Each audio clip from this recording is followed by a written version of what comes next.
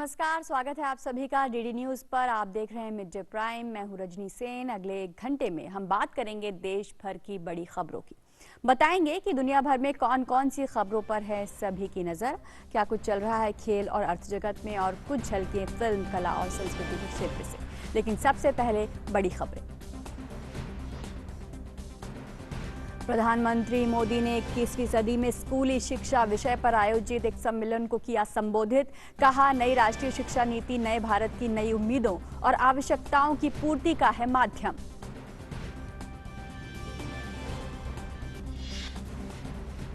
प्रधानमंत्री ने कहा, 2022 तक छात्रों के लिए आ जाएगा नया पाठ्यक्रम। पीएम ने गतिविधि, मनोरंजन और खोज आधारित शिक्षण व्यवस्था पर दिया जोर। कहा, नए दौर में बच्चों के लिए भागीदारी, खोज, अनुभव, अभिव्यक्ति और उत्कृष्टता होना चाहिए अध्ययन का मूल मंत्र।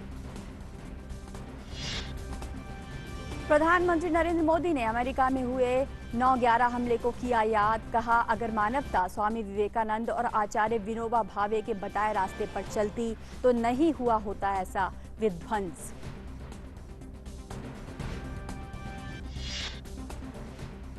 मॉस्को में भारत और चीन के विदेश मंत्रियों के बीच हुई वार्ता। एससीओ सम्मेलन के इतर हुई इस द्विपक्षीय बातचीत में दोनों देश 5 बिंदुओं पर हुए सहमत। एलएसी पर गतिरोध को समाप्त करने और विश्वास बहाली के नए उपायों पर तेजी से काम करने पर बनी सहमति।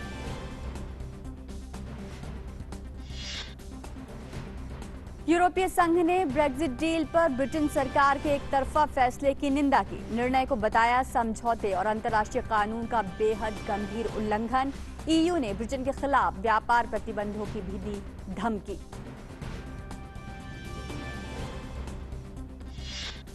और खेल की खबरों में, दक्षिण अफ्रीकी क्रिकेट टीम की मान्यता खतरे में। दक्षिण अफ्रीकी खेल परिसंघ और ओलंपिक समिति ने सीएसए की कमान ली अपने हाथों में।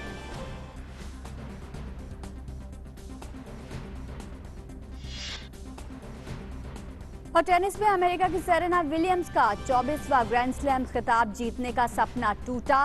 विक्टोरिया अजारेंका के हाथों अंतिम 4 में मिली हार। अजारेंका की अब फाइनल में होगी जापान की नाओमी ओसाका से टक्कर।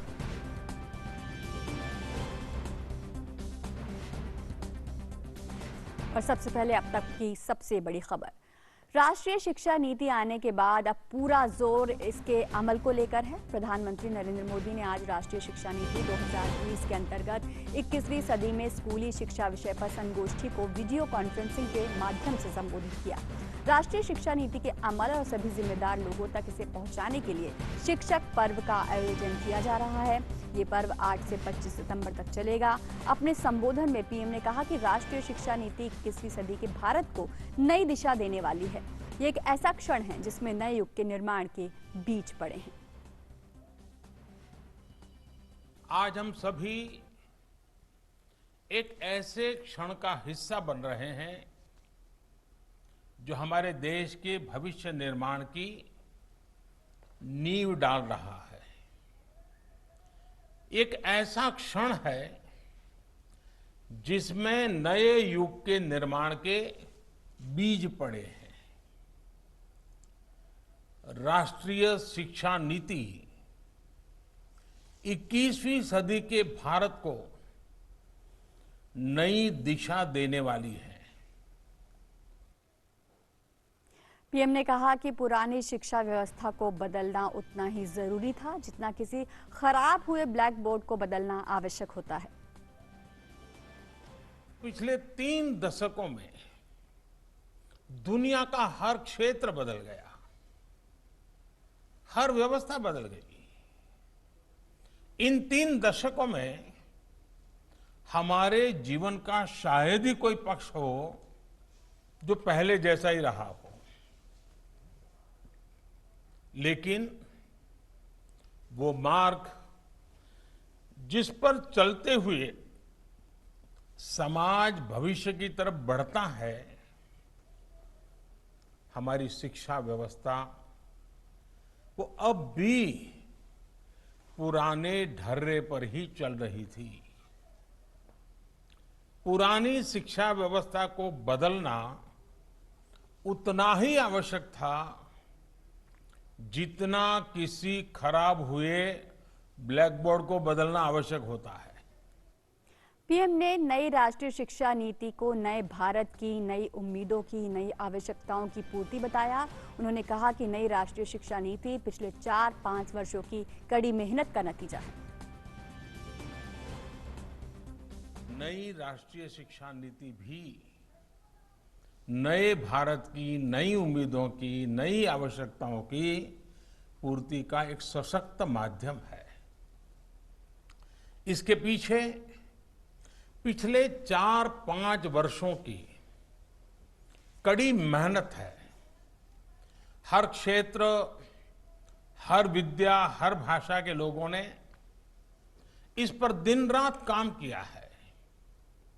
लेकिन ये काम अभी पूरा नहीं हुआ है। शिक्षा मंत्रालय ने भी राष्ट्रीय शिक्षा नीति को लागू करने के बारे में देश भर के टीचर से MyGov पोर्टल पर उनके सुझाव मांगे थे। एक सप्ताह के भीतर ही 15 लाख से ज्यादा सुझाव मिले हैं। प्रधानमंत्री ने कहा कि हमें शिक्षा में आसान और नए नए तौर तरीकों को बढ़ाना होगा। बच्चों के लिए नए दौर के अध्ययन का मूल मंत्र होना चाहिए भागीदारी, खोज, अनुभव, अभिव्यक्ति और उत्कृष्टता। इसी तरह के आसान और नए नए तौर तरीकों को बढ़ाना होगा। हमारे ये प्रयोग न्यू एज लर्निंग का मूल मंत्र होना चाहिए।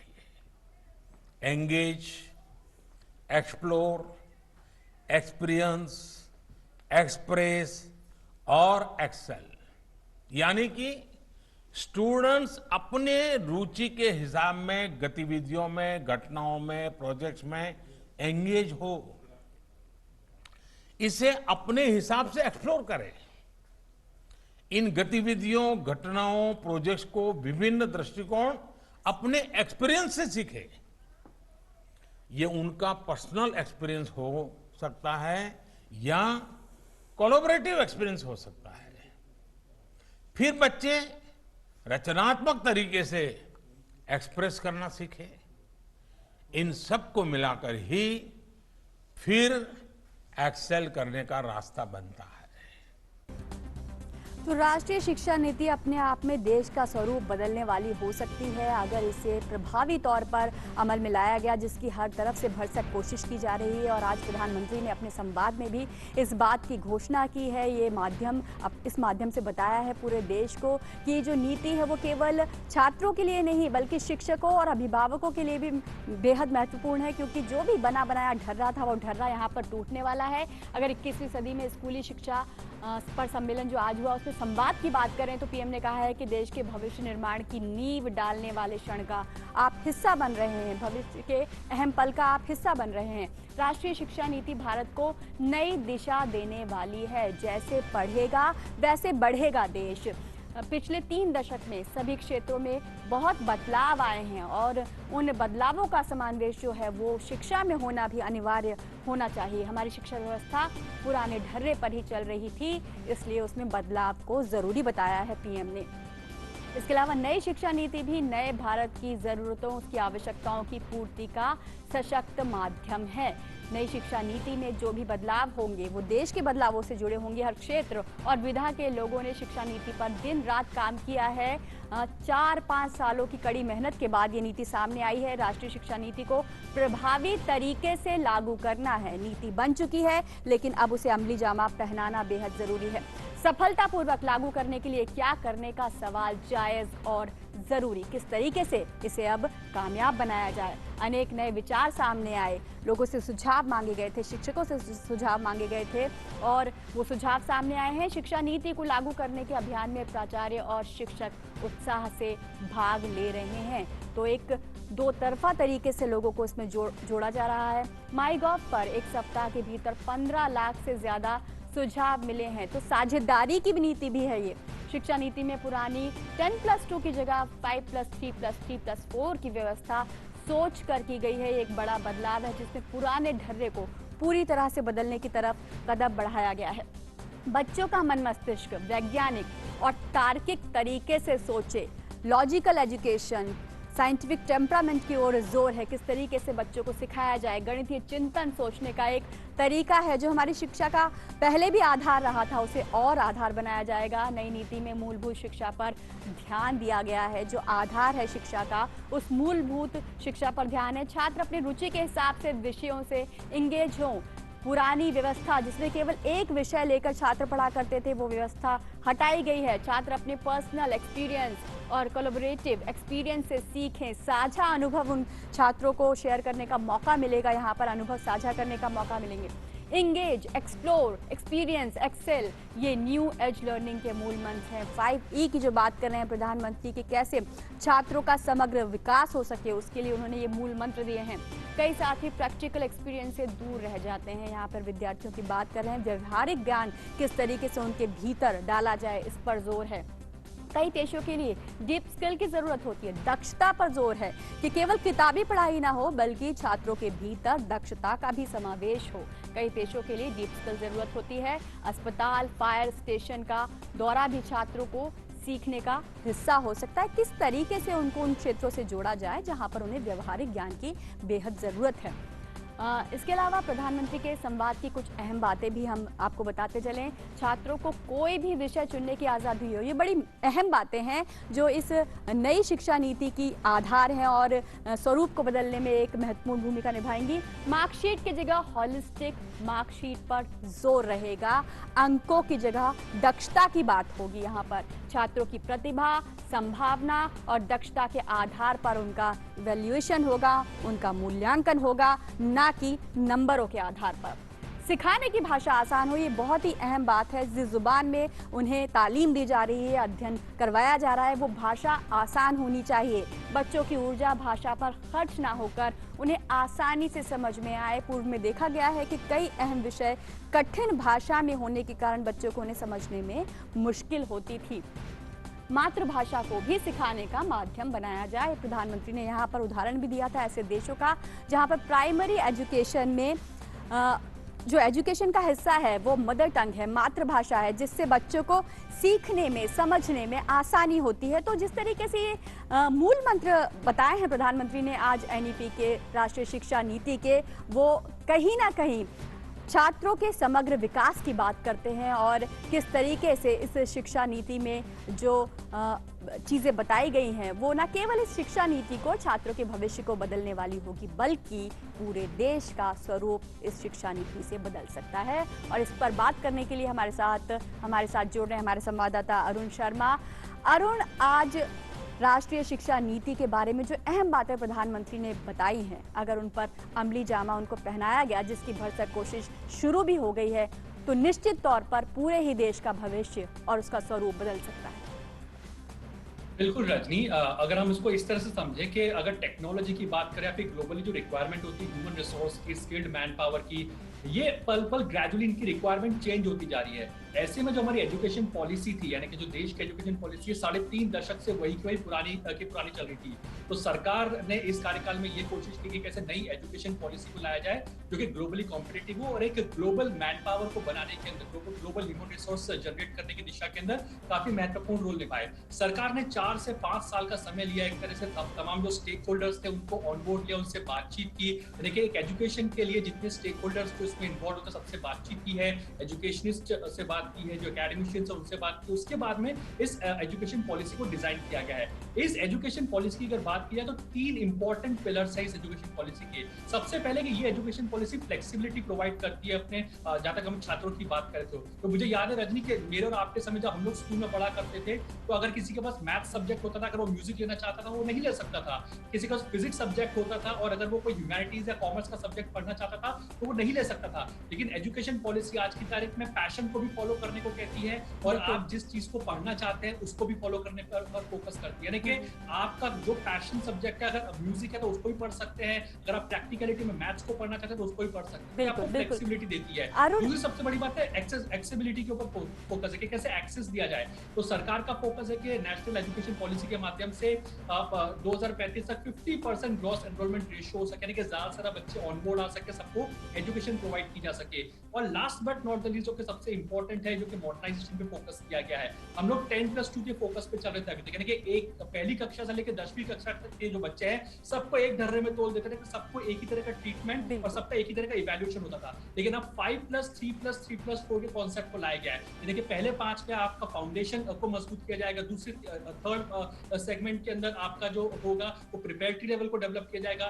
नेक्स्ट थर्ड सेगमेंट जो होगा उसमें एक तरह से आप के मिडिल लेवल की तरह से आपको एजुकेशन दी जाएगी, और लास्ट का जो फोर्थ पार्ट है जिसमें कि 4 सेगमेंट है उसमें प्राइमरी सेकेंडरी लेवल पे आपको ट्रीट किया जाएगा। तो उसमें वोकेशनल ट्रेनिंग को इंक्लूड किया गया है, आर्टिफिशियल इंटेलिजेंस जैसे सब्जेक्ट्स को भी इंक्लूड किया गया है। तो ये एक तरह से ग्लोबली लेवल पर एक तरह से काफी कॉम्पिटिटिव पॉलिसी है, इसको सरकार इस समय पर लेकर के और इंट्रोड्यूस कराने की इस समय पर कोशिश बिल्कुल। कर रही है। उम्मीद कर रहे हैं कि जल्द तमाम स्टेट्स भी ऑनबोर्ड आए और इसको इंप्लीमेंट करें। बिल्कुल अरुण, और प्रधानमंत्री ने एक बड़ी खूबसूरत बात कही कि बदलाव लाना है तो पुराना ब्लैक बोर्ड जो है वो आपको बदलना पड़ेगा। तो नए बदलाव तो निश्चित तौर पर आएंगे। यहाँ पर प्राथमिक शिक्षा की बात करें, मूल शिक्षा, आधार की शिक्षा की बात करें, प्रधानमंत्री ने कहा है कि वो बड़ा अहम रोल यहाँ पर निभाने वाली है। और ऐसे में उन्होंने ये भी कहा है कि वो बच्चे जो अब तक स्कूलों से वंचित थे, स्कूलों तक नहीं पहुँच पा रहे थे, उन्हें दोबारा शिक्षा से जोड़ने के लिए बड़े अहम कदम उठाए जाएंगे।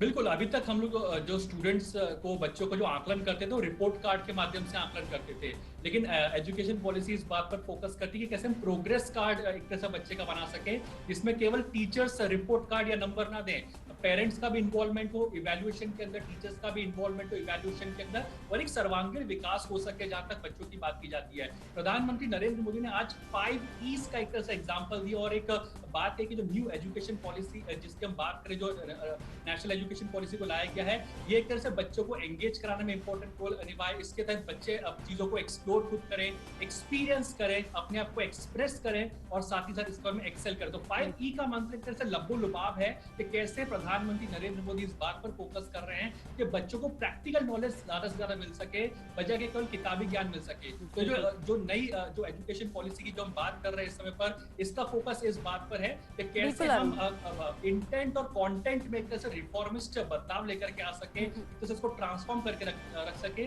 जिससे कि जो हमारे आजकल के जो स्टूडेंट्स हैं, क्योंकि जो यंग वर्कफोर्स जो बनने जा रहे हैं कल के समय में, तो इनको एक तरह से बेहतरीन और प्रैक्टिकल नॉलेज मिल सके। निश्चित तौर पर अरुण, तो किस तरीके से जो नई शिक्षा नीति है उसमें शिक्षा को व्यवहार परक बनाया जाए, उस पर जोर है, छात्रों की दक्षता बढ़ाने पर जोर है।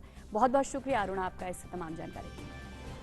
और इस मौके पर केंद्रीय शिक्षा मंत्री रमेश पोखरियाल निशंक ने कहा कि पीएम मोदी के मार्गदर्शन में हम आगे बढ़ रहे हैं। उन्होंने कहा कि नई शिक्षा नीति से देश की स्कूली और उच्च शिक्षा प्रणाली में आमूलचूल बदलाव आएगा। राज्यपाल सम्मेलन के दौरान आपने रचनात्मक और सकारात्मकता के साथ आगे बढ़ने का जो हमको विचार दिया प्रधानमंत्री जी, उस दिशा में हम लोग लगातार आगे बढ़ रहे हैं। विगत 2 दिनों से हमने स्कूली शिक्षा के जुड़े विषयों को 6 भागों में थीम आधारित चर्चा के साथ विस्तृत मंथन किया है। ये राष्ट्रीय पुरस्कारों से सम्मानित एवं स्कूली शिक्षा से जुड़े विशेषज्ञों ने अपने बहुमूल्य सुझाव दिए हैं, और आज प्रधानमंत्री जी इन 6 थीमों पर विशेषज्ञों के साथ दिन भर हम परामर्श करेंगे। बढ़ते हैं एक और अहम खबर की तरफ। लद्दाख में सीमा विवाद के बीच भारत और चीन के विदेश मंत्रियों के बीच मॉस्को में मुलाकात हुई। शंघाई सहयोग संगठन देशों के मंत्रियों के सम्मेलन के अवसर पर विदेश मंत्री डॉक्टर एस जयशंकर और चीन के विदेश मंत्री वांग यी के बीच अलग से द्विपक्षीय बैठक हुई। इस दौरान हुई बातचीत में दोनों देशों के बीच नियंत्रण रेखा पर तनाव दूर करने पर सहमति बनी है। भारत और चीन वास्तविक नियंत्रण रेखा LAC पर स्थिति के बारे में 5 बिंदुओं पर सहमत हो गए हैं, और दोनों मंत्रियों ने जिन बिंदुओं पर सहमति जताई उनमें LAC पर शीघ्र सेना पीछे हटाने और तनाव दूर करने के उपाय करने पर सहमति व्यक्त की है। दोनों विदेश मंत्री इस बात पर सहमत थे कि सीमावर्ती क्षेत्रों में वर्तमान स्थिति किसी भी देश के हित में नहीं है। दोनों ने इस बात पर भी सहमति जताई कि दोनों देशों के सैन्य अधिकारियों को बातचीत जारी रखनी चाहिए और सीमा पर समुचित दूरी बनाए रखनी चाहिए। दोनों देश इस बात पर भी सहमत थे कि मतभेदों को विवादों का रूप लेने की अनुमति नहीं दी जाए। द्विपक्षीय बैठक के बाद जारी संयुक्त वक्तव्य में बताया गया कि विदेश मंत्रियों ने बात पर सहमति व्यक्त की कि भारत चीन संबंधों के विकास के बारे में दोनों देशों के शीर्ष नेताओं के बीच हुई वार्ताओं के परिणामों से मार्गदर्शन लिया जाना चाहिए।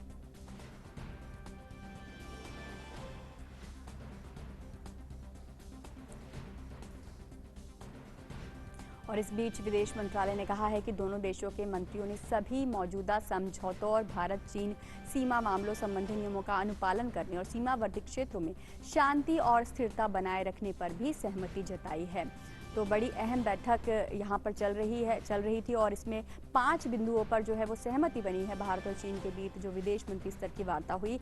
अभिषेक हमारे साथ जुड़ रहे हैं इस पर और बातचीत करने के लिए। अभिषेक, और इसके साथ ही हमारे साथ मेहमान भी जुड़ेंगे, खास मेहमान होंगे lieutenant general retired Sanjay Kulkarni, पूर्व महानिदेशक इन्फेंट्री से। आपका बहुत बहुत स्वागत है। अभिषेक, पहले आपके पास आते हैं। इस शंघाई सहयोग संगठन जो बैठक हुई विदेश मंत्रियों के बीच, उस बैठक की अगर बात करें तो 5 बिंदुओं पर जो सहमति बनी है दोनों पक्षों के बीच में, क्या वो एक कामयाबी के रूप में देखना चाहिए उसे?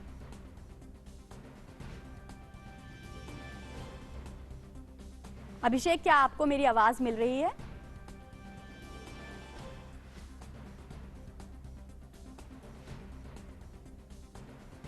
हम अभिषेक से दोबारा जुड़ने की कोशिश करेंगे। तो ये अहम विषय है जहां पर भारत और चीन के बीच संवाद की स्थिति बनी है और संवाद की स्थिति बनने से कहीं ना कहीं जो विवाद चल रहा है सीमा पर उसका हल निकलने की एक उम्मीद बनती है। हमारे साथ हमारे मेहमान जुड़ गए हैं, उनसे इस विषय पर बातचीत करते हैं।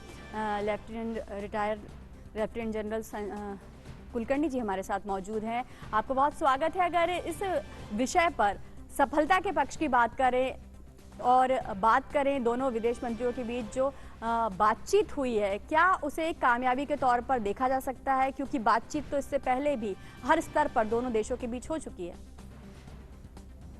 ये आप ठीक कह रही हैं, बातचीत हम लोग करते आए हैं और आज तक कितने सारी बातचीत हुई, कितने सालों से हम बातचीत कर रहे हैं। लेकिन जिस तरीके से अचानक मई के महीने से जो ताल्लुकात खराब हो गए और जिस तरीके से आज जो तनाव की स्थिति बनी हुई है LAC के ऊपर, और उसके बावजूद मुझे लगता है उम्मीद की एक किरण है कि जिस तरीके से दोनों विदेश मंत्री रशिया में जब SCO मीटिंग के दौरान जब बात हुई है तो 5 पॉइंट कंसेंसस के ऊपर कुछ हुआ है। कुछ लगता है कि कम से कम इस बात का दोनों देशों में एक तरीके से मैं कहूँगा कि सोच हो रही है कि जो हम लोगों के बीच में डिस्प्यूट्स हैं वो एक लड़ाई में ना बदली हो जाए, तो वो बहुत ज़रूरी है। और जिस तरीके से कहा है दोनों ने मिलकर के, कॉम्प्रिहेंसिव डिसएंगेजमेंट बहुत जरूरी है, कॉम्प्रिहेंसिव एंगेजमेंट बहुत जरूरी है। अगर पीस एंड ट्रैंक्विलिटी लानी है तो हम लोगों दोनों देशों को अपनी अपनी फौजों को थोड़ा डिसएंगेज करना पड़ेगा। तो उसके लिए सबसे बड़ी बात है विश्वास जो है उसकी कमी देखते हैं हम लोग, क्योंकि चीन जो है उसकी कथनी और करनी में अंतर है। जो कहता है वो करता नहीं है। हो सकता है उनके अंदरूनी कुछ परेशानियां उनकी हो या जो वेस्टर्न थिएटर कमांडर है वो उनकी नहीं सुनता हो या जो भी है, लेकिन जब तक चीन, क्योंकि ये किसने शुरू किया? चीन ने शुरू किया, तो चीन के ऊपर ही ये सबसे जबरदस्त जिम्मेवारी बनती है कि वो डिसएंगेज करे। वो कहते जरूर हैं पर करते नहीं है जमीन के ऊपर। और जब 29 और 30 अगस्त के बाद जो हुआ है उससे मुझे लगता है चीन के जो तेवर हैं वो थोड़े कम हुए हैं। अब उनको लगने लगा है कि वाकई जो हिंदुस्तान है जिस तरीके से वो सोच रहे थे वो नहीं है, उसने कर दिखता है। गोली नहीं चलाई हम लोगों ने, पर उनके प्रोवोकेटिव मिलिट्री मूवमेंट से हमने प्रिएम्प्ट करके जिस तरीके से साउथ पेंगांगसो में सारे हाइट्स पकड़े हैं उसको बुखलाया चीन।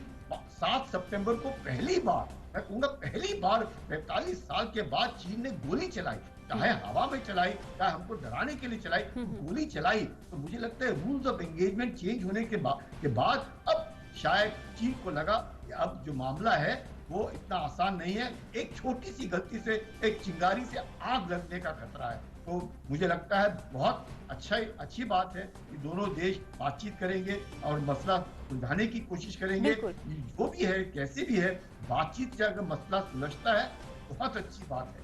लेकिन लेफ्टिनेंट जनरल कुलकर्णी, बड़ी अहम बात हम यहाँ पर कर रहे हैं। आपने भी बताया कि बातचीत तो चल रही है और बातचीत लगातार चल रही है, और जैसा कि कथनी करने की आपने बात कही, भारत जो कहता है वो करता भी है। वो बातचीत करना चाहता है तो सीमा पर संयम भी बरतता है, लेकिन आपने जैसा कहा कि कथनी करनी चीन की एक नहीं है, बातचीत में कुछ और है, और जब सीमा पर कुछ करने की बात आती है तो वहां पर कुछ और है। तो ऐसे में फिर बातचीत कैसे आगे बढ़ेगी? देखिए, ऐसे है कि बातचीत से तनाव जो है, कुछ भी कहेगा भैया, दोनों विदेश मंत्री जो हैं आज एक बहुत अच्छी बात है कि दोनों एक पुराने दोस्त भी रह चुके हैं, क्योंकि अपने विदेश मंत्री चीन में एम्बेसडर थे, उसके बाद भी जब वो फॉरेन सेक्रेटरी थे, तो एक तरीके से एक कंफर्ट लेवल है। और वो जो कंफर्ट लेवल है, अगर वो ट्रांसलेट होता है पीस एंड ट्रैंक्विलिटी में, इससे अच्छी बात क्या हो सकती है। मुझे लगता है ये कंफर्ट लेवल ही है जिसके कारण ये बातचीत में कम से कम 5 पॉइंट कंसेंसस पे तो आए हम लोग, कम से कम इस बात पे माना तो सही कि ये डिस्प्यूट जो है, ये डिसएग्रीमेंट जो है, वो लड़ाई में ना बदली हो, कॉम्प्रिहेंसिव एंगेजमेंट हो, वेरियस मैकेनिज्म है, उन मैकेनिज्म का इस्तेमाल किया जाए, डिसएंगेजमेंट हो, फिर डीएस्केलेशन हो। तो ये जो बातचीत का प्रक्रिया है, अगर चीन अपना थोड़ा सा ये मतलब ऑनेस्टी और सिंसेरिटी दिखाए अपने कमिटमेंट में, तो ही मुझे लगता है मसला हल होगा। अगर चीन का ये मुखौटा है बातचीत करने का, जमावड़ा बढ़ाने का, तो फिर ऑफकोर्स हम लोग तैयार हैं, इसमें कोई शक नहीं है। बिल्कुल, लेफ्टिनेंट जनरल कुलकर्णी, बिल्कुल सही बात कही आपने यहाँ पर कि चीन को अपनी कथनी और करनी एक करने की ज़रूरत है। पूरी दुनिया को उससे यही उम्मीद है। बहुत बहुत शुक्रिया आपका। चलेंगे अभिषेक के पास। अभिषेक, आप इस खबर पर लगातार नज़र बनाए हुए थे, दोनों विदेश मंत्रियों की बैठक हुई। इसके इतर भी अगर हम बात करें तो भारत को दूसरे देशों से भी इस मसले पर, इस विषय पर सहयोग मिला है, बातचीत हुई है, अन्य देशों से भी द्विपक्षीय स्तर पर। अब रजनी देखिए, जब वहां पर एस जयशंकर पहुंचे थे तो उन्होंने जो 2 दिन थे वो बहुत ज्यादा वक्त बिताया डिप्लोमेटिक आउटरीच में अपने तमाम सेंट्रल एशियन देशों के साथ। उनकी प्रमुख वार्ता रशियन विदेश मंत्री सर्जेई लावरोव के साथ भी हुई, और एक कॉमन ग्रुप है रशिया, इंडिया, चाइना का RIC ग्रुप, जिसमें भी तीनों नेता शाम में एक बार मिले थे कल। उसके बाद जब ये बैठक हुई, जो कि करीब 2.5 घंटे तक चली, काफी लंबी बैठक हुई भारत और चीन के विदेश मंत्रियों के बीच, जिसमें तमाम पहलू LAC से के जो स्टैंड ऑफ है उससे जुड़े हुए डाले गए। भारतीय पक्ष ने लगभग ये साफ कर दिया है कि जो चीन ने, जब पूछा गया चीन से कि आपने इतनी ज्यादा मात्रा में वहां पर जो डिप्लॉयमेंट की है आर्मी की और आर्मामेंट की, उसकी क्या वजह है, तो बहुत ज्यादा स्पष्ट जवाब नहीं था चीन के विदेश मंत्री के पास। इसके अलावा भारत ने यह भी स्पष्ट कर दिया है कि जो भी कुछ लद्दाख में हुआ है पिछले दिनों, उससे भारत और चीन के जो द्विपक्षीय संबंध है उन पर गहरा प्रभाव पड़ा है, और अगर उससे वापस से रीसेट करना है तो बहुत जरूरी है कि दोनों देश जल्दी से जल्दी इसके लिए तरीके ढूंढें, और एक डिसएंगेजमेंट और ट्रस्ट बिल्डिंग का जो तरीका है वो जल्दी से जल्दी ढूंढें। दोनों पक्ष इस बात पर भी सहमत हुए हैं कि जो कॉन्फिडेंस बिल्डिंग मेजर्स हैं वो आगे आने वाले दिनों में लिए जाएंगे। लेकिन रजनी, कॉन्फिडेंस बिल्डिंग मेजर सबसे आखिर में लिया जाने वाला कदम होगा, क्योंकि उससे पहले चीन को तमाम वो तैयारियां करनी पड़ेगी जिससे भारत उसे एक दोस्ताना व्यवहार के रूप में देख सके। डिसएंगेजमेंट है ट्रूप का LAC के साथ में। इसके अलावा जो भी बातचीत के जरिए आगे बढ़ने की बात कही गई है, सीमा विवाद को निपटाने की बात कही है, उस पर चीन को वापस आना होगा, तभी जाकर भारत शायद ये कॉन्फिडेंस बिल्डिंग मेजर चीन के साथ ले पाएगा। बिल्कुल, निश्चित तौर पर चीन को जो है वो कहीं ना कहीं अपनी रणनीति में बदलाव करना होगा। बातचीत के लिए भारत हमेशा ही आगे आ रहा है, बातचीत कर रहा है, संवाद की स्थितियां बन रही हैं, तो ऐसे में अब चीन को उस स्थिति को और बेहतर बनाना होगा। बहुत बहुत शुक्रिया अभिषेक आपका इस तमाम जानकारी। आगे बढ़ते हैं अगली खबर की तरफ। रक्षा मंत्री राजनाथ सिंह ने वीडियो कॉन्फ्रेंसिंग के माध्यम से एरो इंडिया 2021 की वेबसाइट लॉन्च की। अगले साल बेंगलुरु में आयोजित होने वाला ये शो 3 से 7 फरवरी तक होगा। शो में दुनिया भर के एरोस्पेस से जुड़े उद्योगपति और थिंक टैंक भाग लेंगे।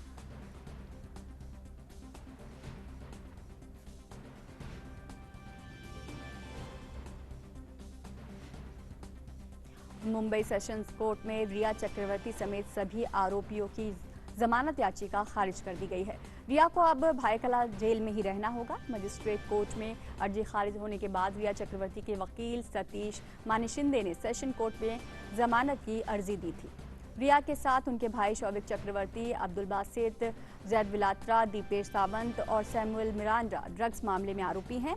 रिया पर ड्रग्स मुहैया करवाने, ड्रग्स के लिए पैसे देने, सुशांत के साथ पेडलर संग सीधे संबंध रखने, शौविक, सैमुअल, दीपेश को ड्रग्स के लिए इंस्ट्रक्शंस देने के भी आरोप हैं।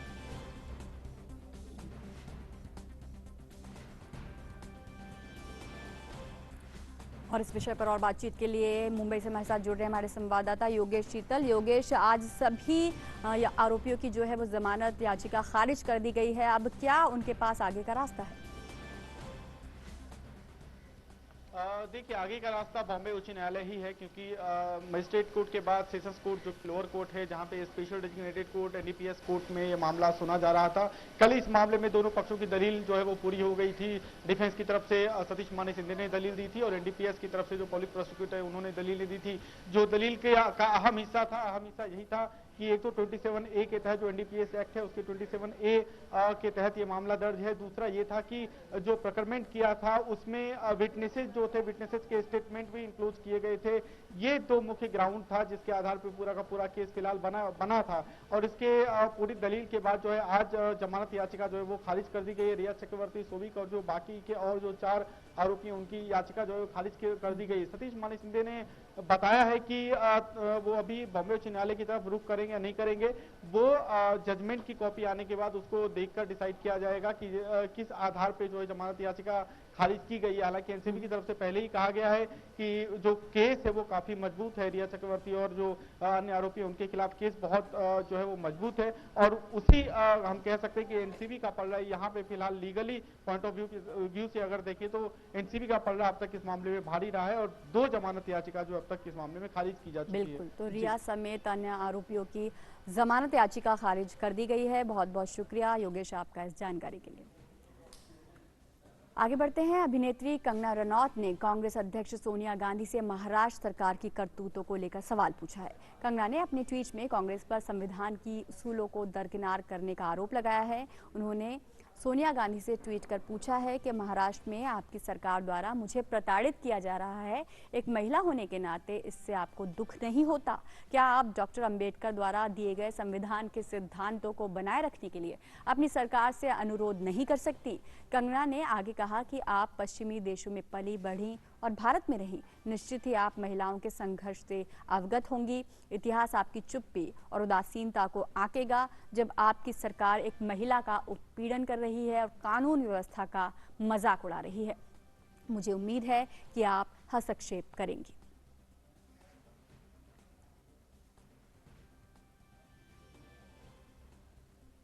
वहीं केंद्रीय सामाजिक न्याय और अधिकारिता राज्य मंत्री रामदास अठावले ने कंगना के ऑफिस गिराने के मामले को लेकर महाराष्ट्र के राज्यपाल से मुलाकात की। उन्होंने कंगना के लिए नुकसान की भरपाई की मांग की। इससे पहले उन्होंने कल अभिनेत्री कंगना रनौत से भी मुलाकात की थी। अठावले ने कंगना से बातचीत में उनसे कहा कि उन्हें मुंबई में डरने की जरूरत नहीं है।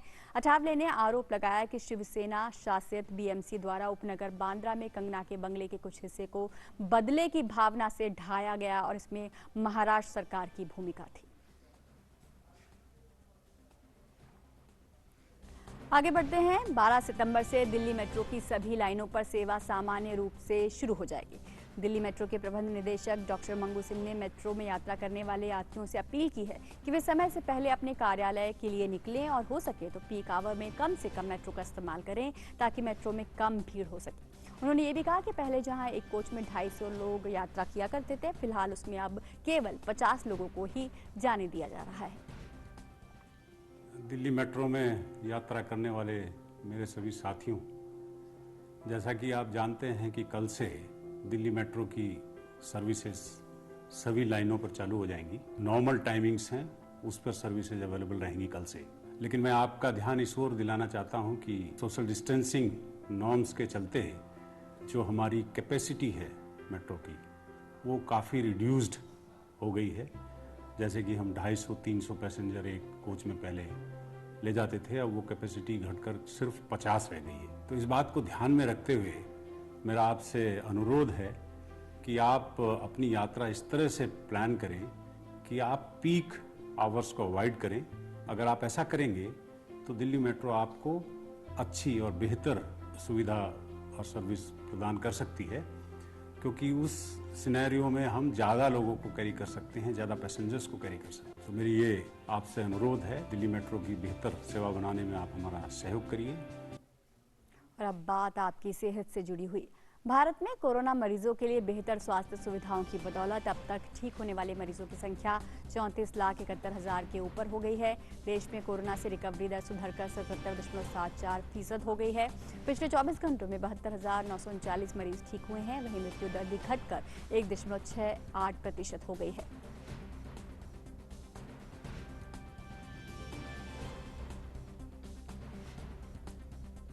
भारतीय चिकित्सा अनुसंधान परिषद ने बताया कि 9 सितंबर तक कोरोना वायरस के लिए कुल 5,29,34,433 सैंपल टेस्ट किए गए, जिनमें से 11,29,756 सैंपल कल टेस्ट किए गए।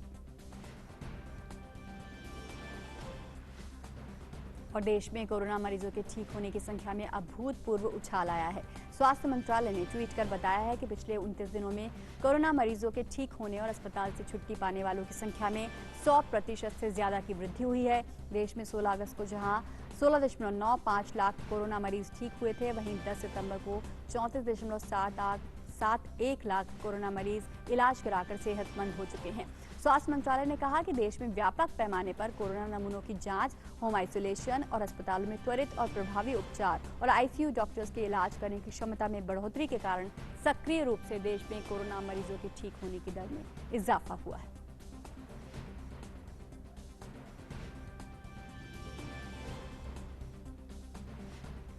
केंद्रीय सूचना तकनीक मंत्री रविशंकर प्रसाद आज वीडियो कॉन्फ्रेंस के जरिए राज्यों के स्टार्टअप इकोसिस्टम की रैंकिंग का दूसरा संस्करण जारी करेंगे।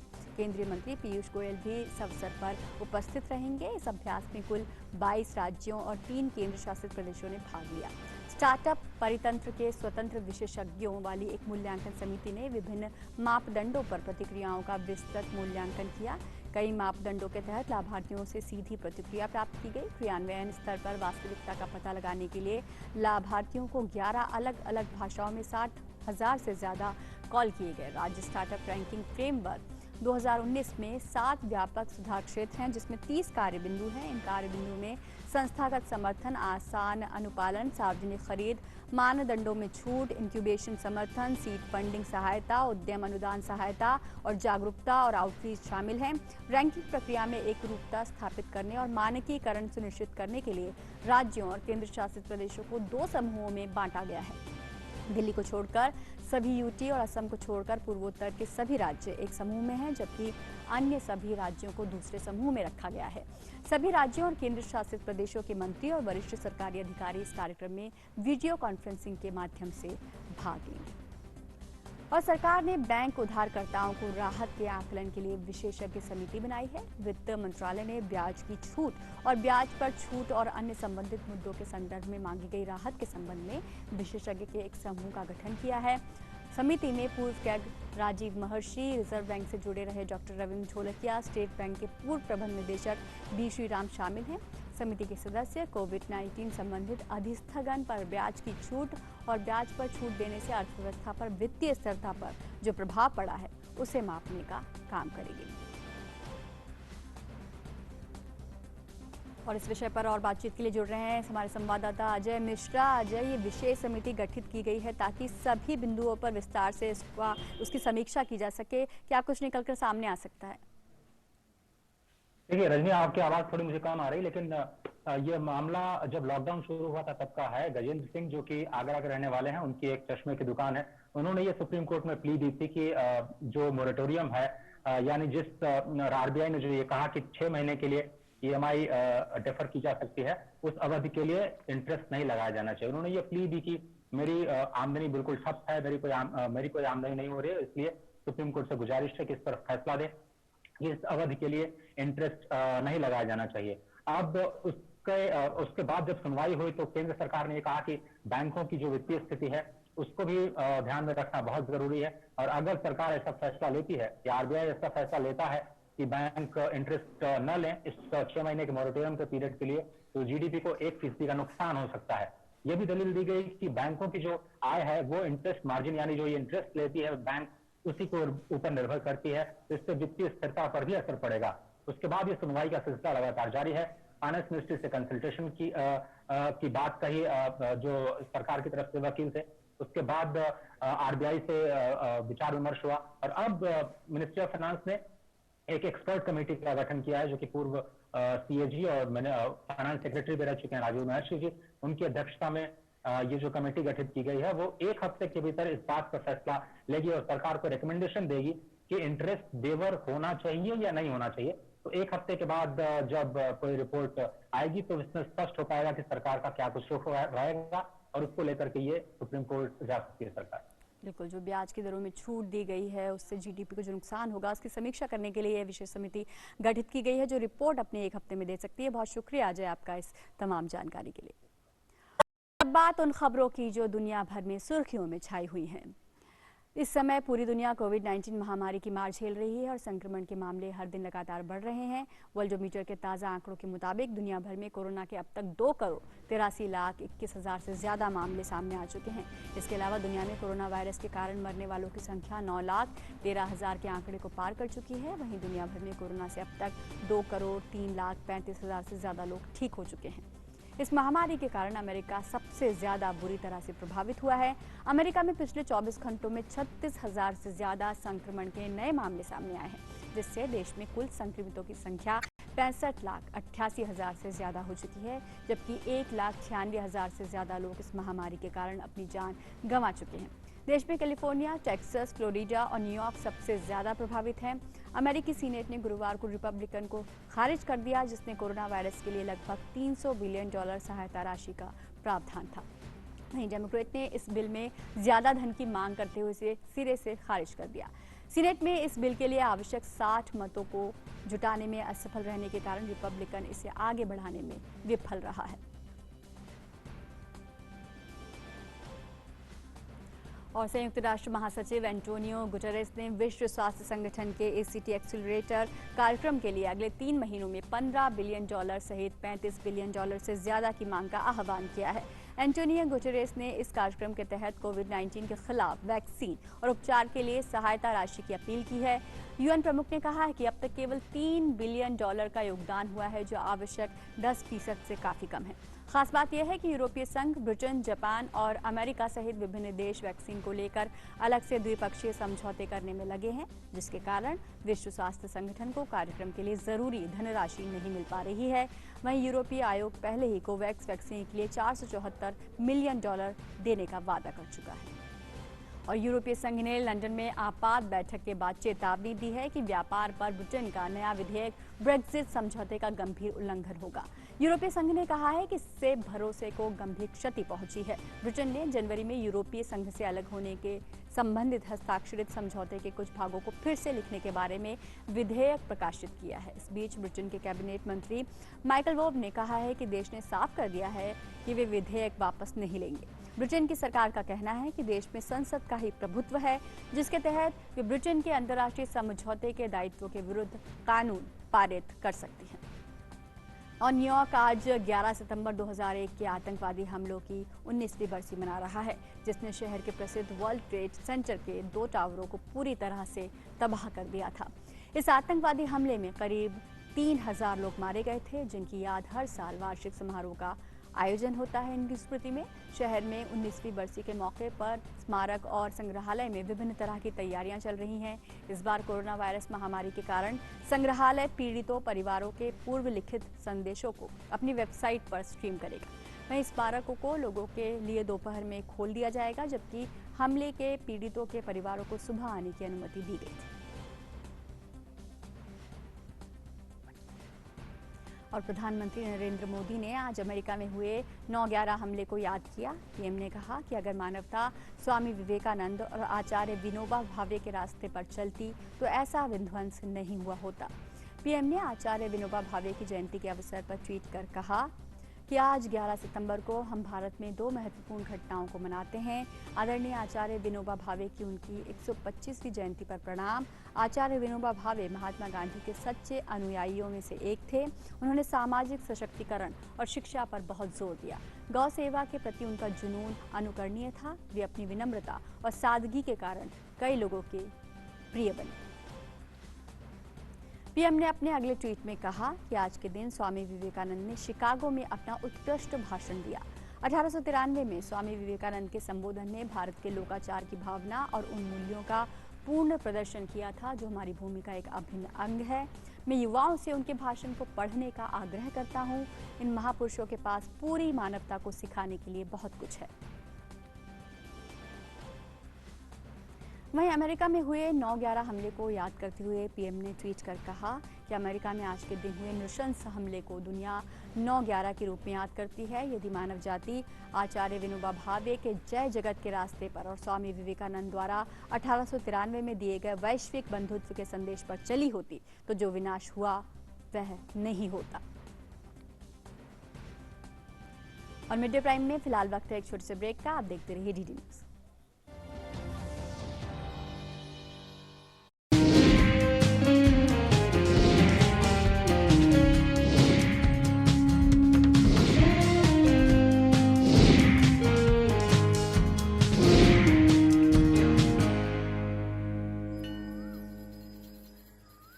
अरे बबलू, लॉकडाउन खुलते ही टहलने निकल पड़े।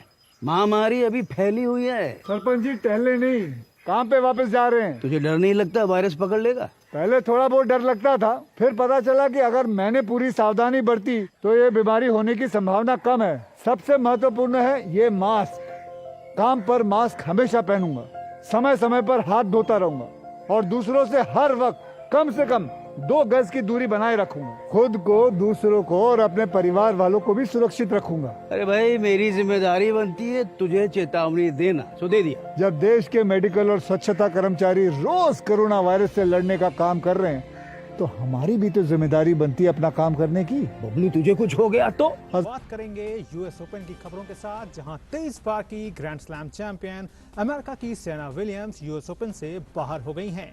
उन्हें सेमीफाइनल मुकाबले में बेलारूस की विक्टोरिया अज़रेंका ने 1-6, 6-3, 6-3 से शिकस्त दी। इस हार के साथ ही सेरेना का 24वां ग्रैंड स्लैम खिताब जीतने का सपना चकनाचूर हो गया। अज़रेंका 2 बार यूएस ओपन की उपविजेता रही हैं और अब फाइनल में पहुंचने के बाद अज़रेंका की नजरें पहली बार यूएस ओपन ग्रैंड स्लैम अपने नाम करने पर होगी।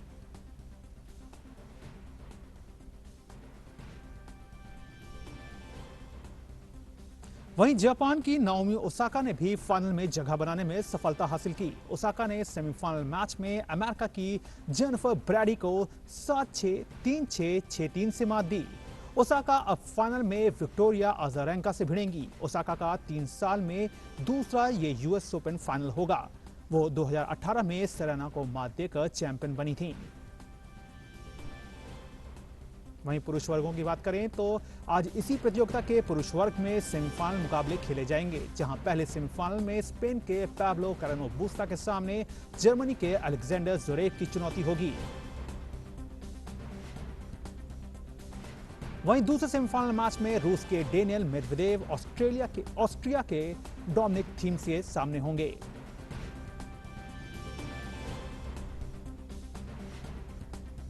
दक्षिण अफ्रीका की क्रिकेट टीम अब तक की सबसे बड़ी मुश्किल में फंसती हुई दिखाई दे रही है। दक्षिण अफ्रीकी खेल परिसंघ और ओलंपिक समिति ने क्रिकेट साउथ अफ्रीका को लिखे खत में सीएसए बोर्ड और वरिष्ठ अधिकारियों से सीएसए के प्रशासन से अलग हटने के लिए निर्देशित किया है। इस फैसले से दक्षिण अफ्रीकी टीम के इंटरनेशनल क्रिकेट खेलने पर भी पाबंदी लग सकती है। दरअसल आईसीसी साफ तौर पर किसी भी तरह के सरकारी हस्तक्षेप के खिलाफ है। ऐसे में इस नियम को तोड़ने पर दक्षिण अफ्रीकी क्रिकेट पर अंतर्राष्ट्रीय स्तर पर रोक लग सकती है। वैसे इस कदम के पीछे असल वजह दक्षिण अफ्रीका क्रिकेट बोर्ड में जारी अंदरूनी कलह को बताया जा रहा है। बात कर लेते हैं आज होने वाले इंग्लैंड ऑस्ट्रेलिया के बीच वनडे मैच की। इंग्लैंड और ऑस्ट्रेलिया के बीच 3 मैचों की वनडे सीरीज का पहला मुकाबला आज मैनचेस्टर में खेला जाएगा। इंग्लैंड की बात करें तो टीम ने इससे पहले T20 की सीरीज में ऑस्ट्रेलिया को 2-1 से हराया था। वनडे रैंकिंग में इंग्लैंड 127 रेटिंग पॉइंट के साथ पहले स्थान पर है, तो वहीं ऑस्ट्रेलिया 107 पॉइंट्स के साथ 5वें स्थान पर। इंग्लैंड ने शुक्रवार से ऑस्ट्रेलिया के खिलाफ शुरू होने जा रहे 3 मैचों की वनडे सीरीज के लिए विस्फोटक बल्लेबाज जेसन रॉय को अपनी टीम में शामिल किया है। ईसीबी ने बुधवार को एक बयान में बताया कि वनडे सीरीज के लिए डेविड मालन को रिजर्व खिलाड़ी के तौर पर टीम में रखा गया है। अब बात कर लेते हैं बैडमिंटन की, जहां भारतीय बैडमिंटन स्टार खिलाड़ी पीवी सिंधु और दुनिया के पूर्व नंबर 1 खिलाड़ी किदाम्बी श्रीकांत अगले महीने थॉमस और ओबेर कप फाइनल में भारत की 20 सदस्यीय बैडमिंटन टीम की अगुवाई करेंगे। भारतीय बैडमिंटन संघ ने इस बात की जानकारी गुरुवार को दी। विश्व चैंपियनशिप कांस्य पदक विजेता बी साई प्रणीत ने घुटने की चोट के कारण टूर्नामेंट से नाम वापस ले लिया है। एकल में दारोमदार परुपल्ली कश्यप और फॉर्म में चल रहे लक्ष्य सेन पर होगा। तो ये थी खेल जगत से जुड़ी तमाम खबरें। बाकी खबरों के लिए वापस चलते हैं अपनी सहयोगी रजनी के पास। बहुत शुक्रिया गौरव आपका खेल की खबरों से हमें जोड़ने के लिए। और अब बारी हमारे अगले सेगमेंट लाइव प्राइम की। कोरोना काल में डॉक्टर और नर्स जो दिन रात मरीजों की सेवा कर रहे हैं, वे अक्सर खुद भी संक्रमित हो जाते हैं। ऐसे में कुछ ऐसा किया जाए जिससे ये कोरोना वॉरियर्स संक्रमण से बच सकें, और इसके लिए बरेली के समरपाल सिंह ने एक ट्रॉली इजाद की है जो कई मायनों में मददगार साबित हो सकती है। एक रिपोर्ट। किसी ने सच ही कहा है, आवश्यकता ही आविष्कार की जननी है। दुनिया भर में कोरोना संक्रमण के बीच लोगों ने इस बीमारी से लड़ने के लिए कई आविष्कार किए, और ऐसा ही एक आविष्कार उत्तर प्रदेश के बरेली जिले के समरपाल सिंह ने कर डाला है। ये उन डॉक्टरों और नर्सों के लिए मददगार बने हैं जो कोरोना संक्रमितों के बीच रहकर उनकी सेवा कर रहे हैं। मैंने एक कार के माध्यम से, जो कार रोबोट से चलती थी, जो हमारा ब्लूटूथ और वाईफाई से ऑपरेट होती थी, उस कार को हमने धीरे धीरे डेवलप करके इस रोबोटिक ट्रॉली को तैयार किया। रोबोटिक ट्रॉली जब हमने तैयार की तो स्टार्टिंग में हमें काफ़ी दिक्कतों का सामना आया। उसके बाद धीरे धीरे कर हम उसको और डेवलप किया। फिर बाद में डेवलप करने के बाद हम लोगों ने सोचा कि इसको कहीं ना कहीं यूज़ किया जाए, तो हमने इसको बनाकर हॉस्पिटल्स में दान करने की योजना बनाई। जी हां, बरेली के मणिनाथ इलाके में रहने वाले समरपाल सिंह ने कोरोना वॉरियर्स को संक्रमण से बचाने के लिए एक ऑटोमेटिक ट्रॉली का निर्माण किया है। ये ट्रॉली रिमोट के जरिए चलती है और इसे एक ऐप के माध्यम से फोन से कनेक्ट किया जाता है ताकि इसके मूवमेंट पर नजर रखी जा सके। ट्रॉली में कई ऐसे फीचर हैं जिनका प्रयोग आप संक्रमित के पास जाए बिना उसे दवाई, खाना और जरूरत का सामान पहुंचा सकते हैं। इस ट्रॉली में मोबाइल फोन फिट करके मरीज से वीडियो के माध्यम से बात भी की जा सकती है। ट्रॉली के जरिए 50 मीटर की दूरी से मरीज को सामान उपलब्ध कराया जा सकता है। इसे बनाने में केवल 9,000 रुपए की लागत आई है, जिसे उन्होंने खुद ही वहन किया है। अब समर दूसरी ट्रॉली बनाने में जुटे हुए हैं ताकि ज्यादा संख्या में अस्पतालों को ट्रॉली दी जा सके। बरेली से नाजिया अंजुम की रिपोर्ट, डीडी न्यूज। इस तकनीक से कोरोना वॉरियर्स की मुश्किलें काफ़ी हद तक कम हो सकती हैं। बढ़ते हैं अगली खबर की ओर। वन्य जीव और विकास के बीच संतुलन पर लंबे समय से चर्चा चली आ रही है। अब लगता है शायद पेंच बाघ अभयारण्य में बने 16 किलोमीटर लंबे राजमार्ग से इसका जवाब मिल सकता है। आइए देखते हैं हमारे संवाददाता तापस भट्टाचार्य की रिपोर्ट। विकास और वन्य जीव, इन दोनों के बीच तालमेल को लेकर हमेशा से ही एक चर्चा का विषय बना हुआ है, लेकिन पेंच टाइगर रिजर्व शायद इन सभी चर्चाओं को एक विराम देने में कामयाब हुआ है। कैसे, आइए देखते हैं।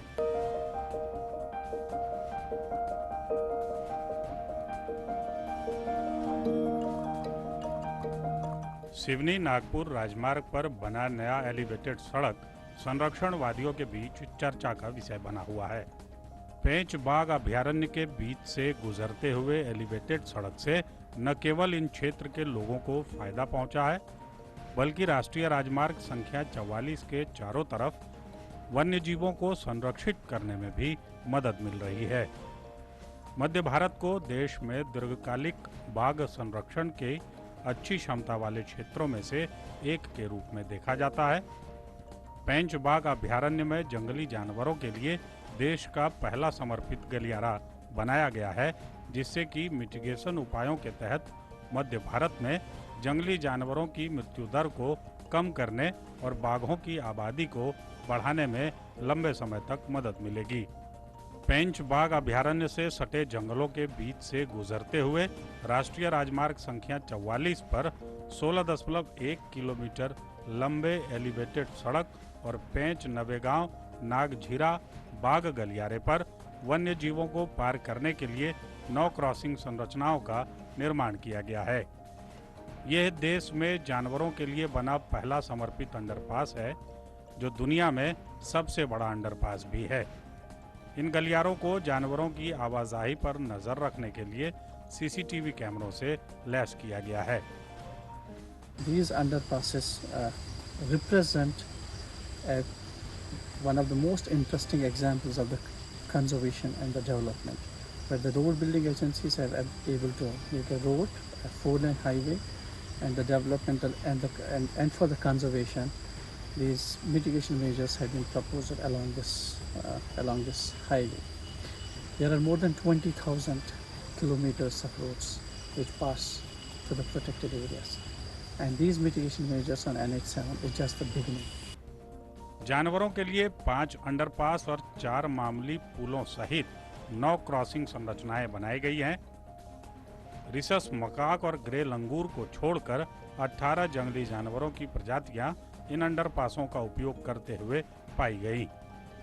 छोटे स्तनधारियों की 7 प्रजातियों ने भी इस अंडरपास का उपयोग किया, जिसमें भारतीय खरहे और जंगली बिल्ली के अलावा दुर्लभ रस्टी स्पॉटेड कैट भी शामिल हैं। इसके अलावा अंगुलेट प्रजाति के 5 जानवरों में चित्तीदार हिरण, गौर, नीलगाय, सांभर और जंगली सुअर भी इन अंडरपासों के नीचे से विचरण करते हुए नजर आए। इसके अलावा मांसाहारी वन्य जीवों में बाघ, तेंदुए, जंगली कुत्ते, स्लॉथ बियर और सियार भी इन अंडरपास का कम या ज्यादा उपयोग करते हुए नजर आए। जंगली कुत्ते इन संरचनाओं को सबसे अधिक बार उपयोग करते हुए पाए गए। इसके बाद बाघ इन संरचना का उपयोग करते हुए देखे गए। 9 संरचनाओं में से 6 संरचनाओं का उपयोग करते हुए कुल 89 बार 11 बाघ इन अंडरपास और छोटे पुल के नीचे से गुजरे। ये संरचनाएं राजमार्ग के 16.1 किलोमीटर खंड के नीचे स्थित हैं, जो बाघों के रिजर्व और आसपास के जंगलों को जोड़ती हैं। ये अंडरपास भारत जैसे देश के लिए सतत विकास लक्ष्यों को प्राप्त करने में मील के पत्थर साबित हो सकते हैं। तपस भट्टाचार्य की रिपोर्ट, डीडी न्यूज। तो वन्य जीवन और विकास के बीच संतुलन बिठाने की एक नायाब कोशिश। राज्य में प्राइम हिंदी में बस इतना ही। अन्य खबरों के लिए देखते रहिए डीडी न्यूज। नमस्कार।